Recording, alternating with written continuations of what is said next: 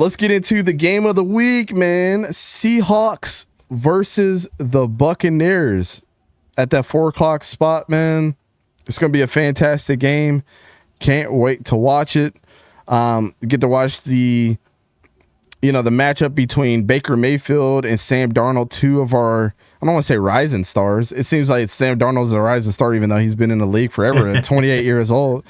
Right. And Baker Mayfield has just been getting disrespected for years. I remember when he got drafted, first thing I told Don was, I was like, that's the best thing that ever happened to the Browns. And they let him go. And 2020 with Baker Mayfield was the last time that the Browns had a starting quarterback that played the whole season. Damn, bars.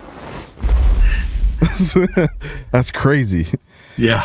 Well, let's get into kind of the breakdown of this game, man. Bucky Irvin is questionable with an ankle injury. Mike Evans is, of course, out.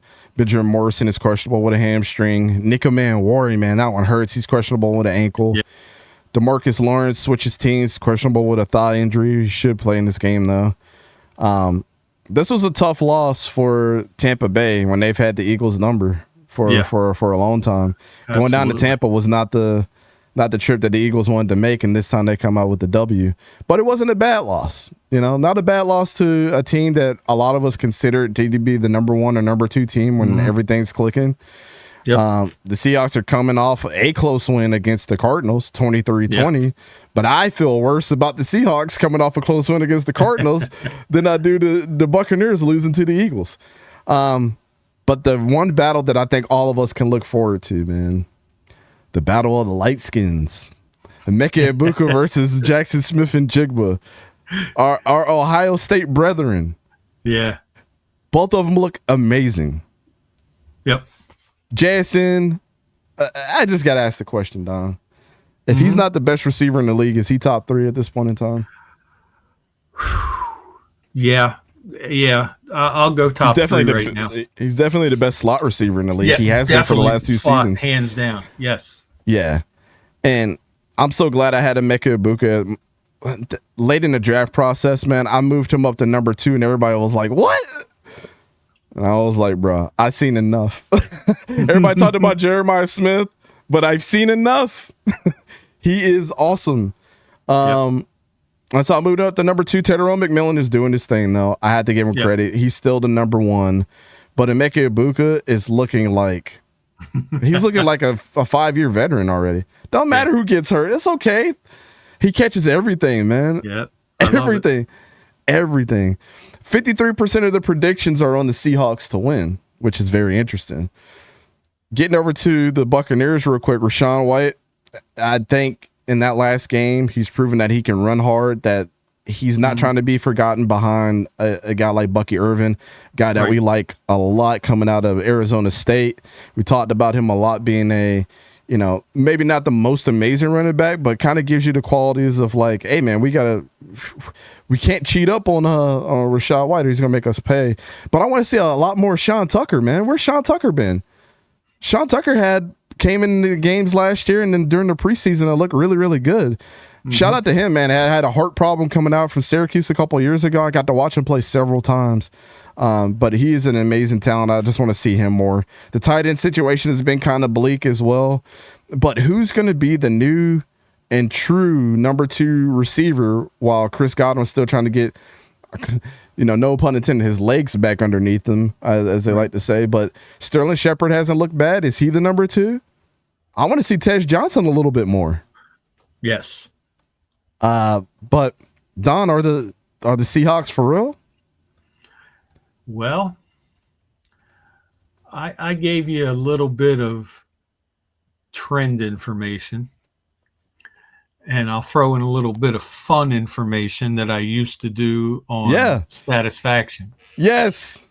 So obviously they're playing at Lumen Field. Capacity 68,740, where 4 of the cheapest available tickets, parking, 4 hot dogs, 2 beers, 2 sodas will cost you $747.54 to go to the game. Damn it. The Bucks are 3-1. The Seahawks are 3-1. Seahawks are 1.5 favorite. Let's look at the Bucks trends first. They are 5-1 against the spread in their last 6 games against the Seahawks. The Bucs are 5-2 straight up in their last 7 games versus the Seahawks.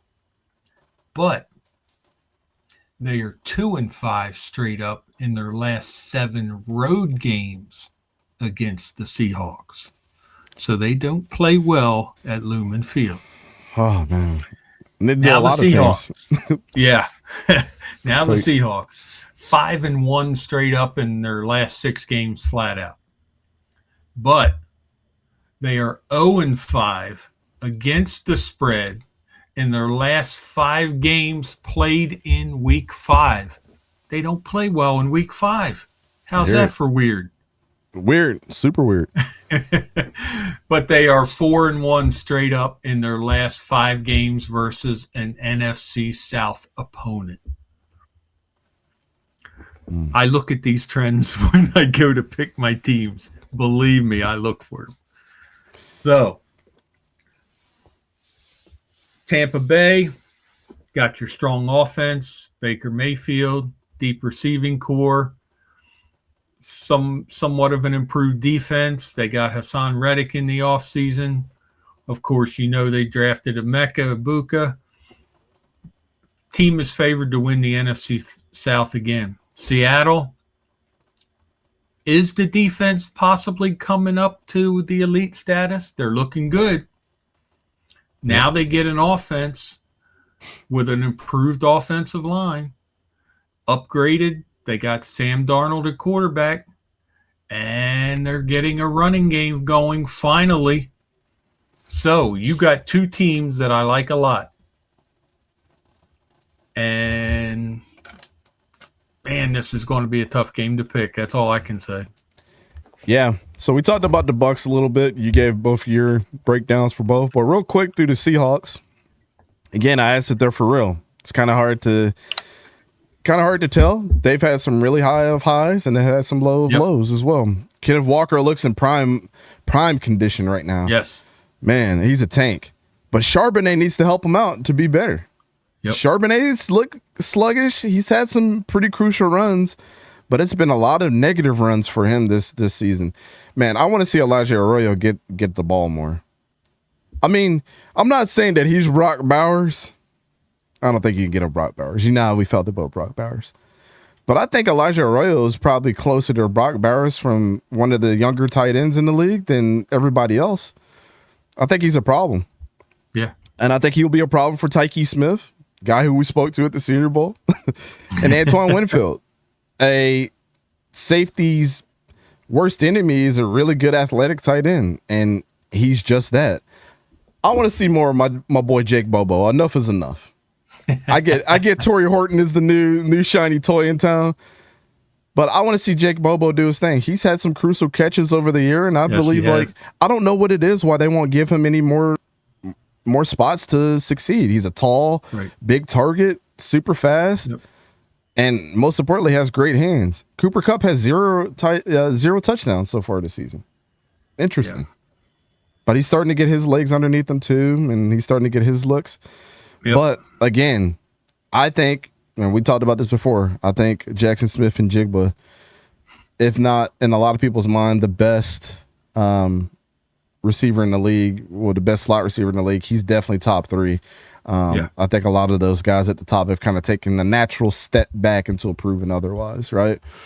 But as far as our predictions go, I actually have the Bucs winning this game, and you chose the opposite with Seattle. Yep. Which I thought if you would have said, without all the research, who I was picking, I'd probably pick Seattle, and you'd probably pick the Bucs. But it was like switched. Yeah. So.